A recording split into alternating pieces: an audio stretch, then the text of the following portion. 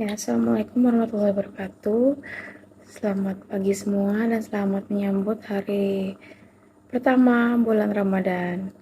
Nah, di sini saya Ulfika Maulani dengan NIM 122040002 akan menjelaskan terkait bagaimana penafsiran ayat-ayat ekonomi pada hukum bisnis. Nah, dari pengertiannya dulu, hukum bisnis itu atau kita bisa sebut dengan business law adalah hukum yang berkenaan dengan suatu bisnis yang mengatur tentang bagaimana tata cara pelaksanaan urusan atau kegiatan dagang, industri, ataupun keuangan. Pokoknya hal ini dihubungkan dengan produksi atau penukaran barang dan jasa. Nah, motif utama dalam hukum bisnis ini yang pasti adalah keuntungan. Nah, dalam Islam atau bisa kita sebut hukum bisnis syariah tidak didasarkan pada aspek-aspek dunia saja, seperti jumlah kuantitas ataupun profitnya. Namun, kita lihat dari segi halal dan juga haramnya dalam muamalah. Segala jenis transaksi atau pendayagunaan harta, cara pemerolehan, perjanjian bisnis, dan segala aktivitas keuangan di dalamnya. Lalu, kita ini harus tahu dulu apa saja bentuk-bentuk hukum bisnis. Nah, jikalau kita lihat dari segi Islamnya, hukum bisnis itu terbagi menjadi dua saja, yaitu halal dan juga haram. Karena setiap aktivitas bisnis yang kita tahu itu harus didasarkan pada syariah Islam. Entah itu akan diharamkan ataupun dihalalkan. Nah, kita harus tahu juga bisnis itu memiliki dua corak ya. Yang pertama itu bersifat duniawi, berpijak pada perbuatan dan juga tindakan yang tampak dan berhubungan dengan apa yang tersembunyi dalam batin manusia. Lalu yang kedua itu bersifat ukrawi, yaitu pahala bagi yang melaksanakan syariatnya dan hukuman bagi yang melanggarnya. Maksudnya itu kita akan mendapat pahala jikalau kita melakukan bisnis dengan cara yang benar dan juga halal, namun kita juga akan mendapatkan hukuman jika kita melakukan dengan cara-cara yang diharamkan. Lalu kita akan masuk kepada ayat-ayat Al-Quran dalam hukum bisnis. Yang pertama itu ada surah Al-Baqarah ayat 198 yang memiliki arti tidak ada dosa bagimu untuk mencari karunia atau rezeki hasil perniagaan dari Tuhanmu. Maka apabila kamu telah bertolak dari Arafah, berzikirlah kepada Allah di Masyaril Haram dan berzikirlah dengan menyebut Allah sebagaimana yang tunjuknya kepadamu. Dan sesungguhnya kamu sebelum itu benar-benar termasuk orang-orang yang sesat. Nah, apa sih tafsiran dari ayat ini? Menurut tafsir Al-Muqtasar, di bawah pengawasan Syekh Dr. Saleh bin Abdullah bin Humaid, imam dari Masjidil Haram, mengatakan tidak ada dosa bagi kalian untuk mencari rezeki yang halal melalui perdagangan dan lain-lain selama kita melaksanakan ibadah haji. Nah, kalian bertolak dari Arafah setelah melaksanakan wukuf di sana pada tanggal 9 Zulhijjah menuju Musdalifah pada malam tanggal 10 Zulhijjah, maka berzikirlah kepada Allah dengan cara membaca tasbih, tahlil dan juga doa di Masjidil Haram di Musdalifah. Nah, berzikirlah kepada Allah karena Dia telah menunjukkan kamu kepada syiar-syiar agamanya dan bagaimana tata cara menunaikan ibadah haji di Baitullah.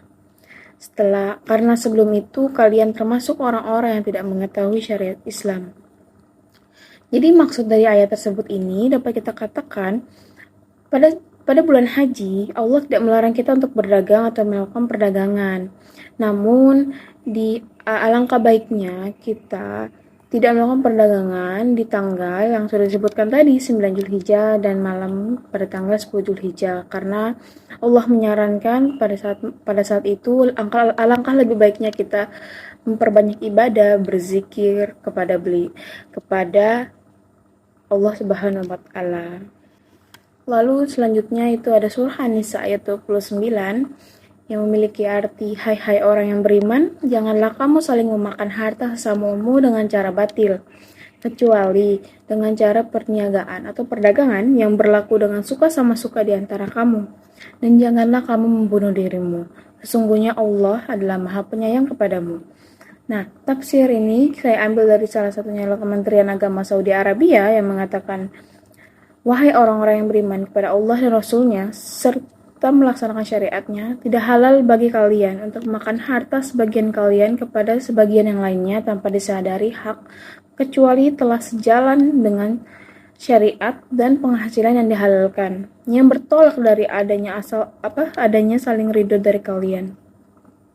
Yang pasti ini jelas ya, kita tidak boleh memakan harta-harta yang kita dapatkan dengan cara batil. Yang dimaksud batil ini adalah korupsi, penipuan, perampokan, mencuri, dan lain hal sebagainya yang diharamkan oleh Allah Subhanahu wa taala. Lalu yang lainnya, akibat kalian akan membinasakan diri kalian dengan melanggar larangan-larangan Allah dan maksiat-maksiatnya. Sesungguhnya Allah Maha Penyayang kepada kalian, dan dalam setiap perkara yang Allah perintahkan kalian untuk mengerjakannya dan perkara yang Allah larang untuk kalian lakukan.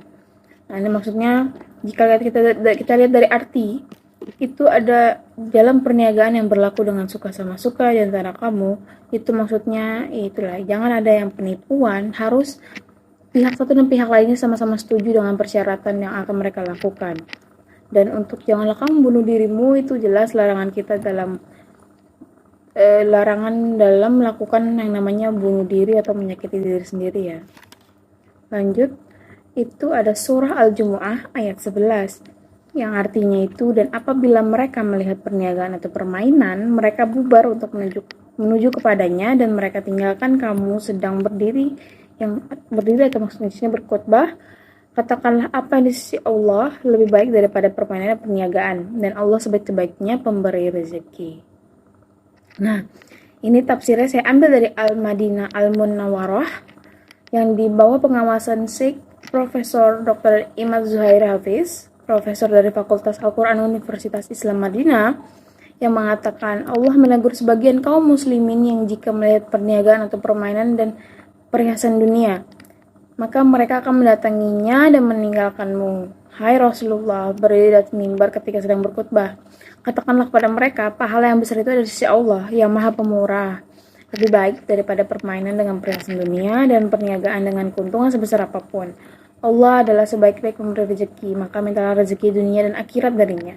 Nah, maksud dari tafsir surah ini, kita ini Allah Subhanahu wa taala itu meminta kepada Rasul untuk mengingatkan para umatnya bahwasannya tinggalkanlah kegiatan apapun itu sebenarnya, seperti kegiatan perdagangannya, apapun itu sebesar apapun keuntungannya, tolong tinggalkan. Alangkah lebih baiknya tetap mengingat Allah Subhanahu wa taala, walaupun keuntungan yang kita dapat itu sedang bagus, tapi kita jangan sampai lupa dengan Allah Subhanahu wa taala, karena Allah adalah Maha Pemberi rezeki. Nah, yang terakhir itu ada surah An-Nur ayat 37 yang memiliki arti laki-laki yang tidak dilalaikan oleh perniagaan dan tidak pula oleh jual beli, dari mengingati Allah dan dari mendirikan sembahyang dan dari membayarkan zakat, mereka takut pada suatu hari yang di hari itu hati dan penglihatan menjadi guncang. Nah, dari tafsir Al-Muyassar dari Kementerian Agama Saudi Arabia mengatakan bahwa hal ini merupakan hal yang menafsirkan bahwasannya ada orang-orang yang tidak lalai dengan perniagaan dan perdagangan dan selalu mengingat Allah Subhanahu wa taala.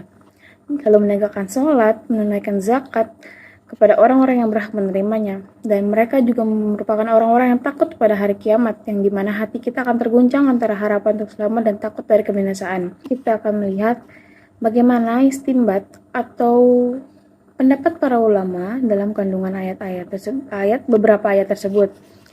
Yang pertama itu dari Ali ibnu Abu Talha yang meriwayatkan dari Ibnu Abbas sehubungan dengan makna ayat ini, tidak ada dosa bagi kalian dalam melakukan transaksi jual beli sebelum dan sesudah ihram.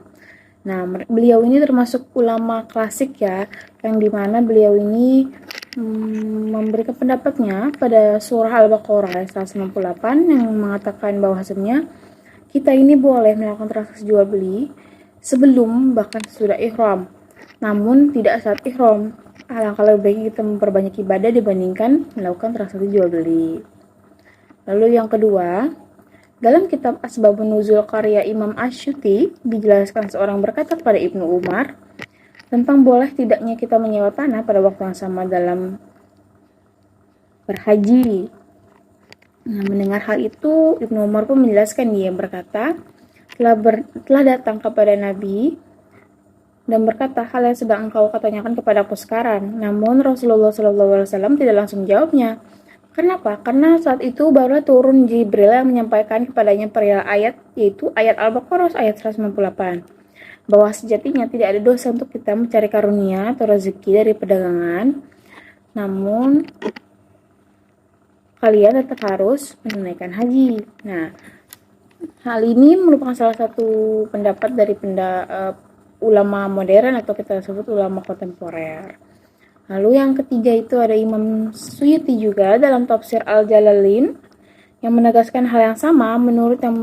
Menurutnya orang yang beriman dilarang memakan makanan hasil mencuri atau gasap atau hasil harta dari yang merampas, karena perbuatan itu dibenci oleh agama, kecuali harta itu didapatkan dari perdagangan yang dibenarkan syariat Islam. Nah, beliau ini juga termasuk Imam Suyuti ini termasuk ulama modern juga ya, ulama kontemporer. Nah, hal ini pendapat beliau dalam surah An-Nisa ayat 29. Nah, jadi kita dapat simpulkan bahwasannya hukum bisnis itu dalam Islam merupakan seperangkat aturan hukum yang berkaitan dengan aktivitas bisnis yang didasarkan kepada syariat Islam. Nah, dalam konteks di Indonesia ini, ia juga mencakup seluruh peraturan yang dibuat oleh pemerintah dan juga lembaga resmi lainnya. Namun dalam ruang lingkup bisnis Islami. Nah, hal ini bersumber dari yang pertama itu pasti Al-Quran dan juga As-Sunnah. Nah, sistem hukum ini juga tidak mengatur urusan keduniaan saja, namun juga memberikan kebahagiaan serta ancaman hukuman di akhirat. Karena dapat kita lihat sifatnya itu bisa dibilang multidimensi, yang menjadikannya fleksibel untuk dilaksanakan kapan saja, di mana saja, dan juga keadaan bagaimanapun. Yang artinya hukum Islam ini bukan hanya membahas yang dohir saja, namun juga membahas yang batiniah. Nah, sekian dari saya. Jikalau ada kekurangan dalam materi yang saya sampaikan ataupun kata-kata yang saya berikan kurang menjelaskan materi, saya mohon maaf. Saya pamit undur diri. Assalamualaikum warahmatullahi wabarakatuh.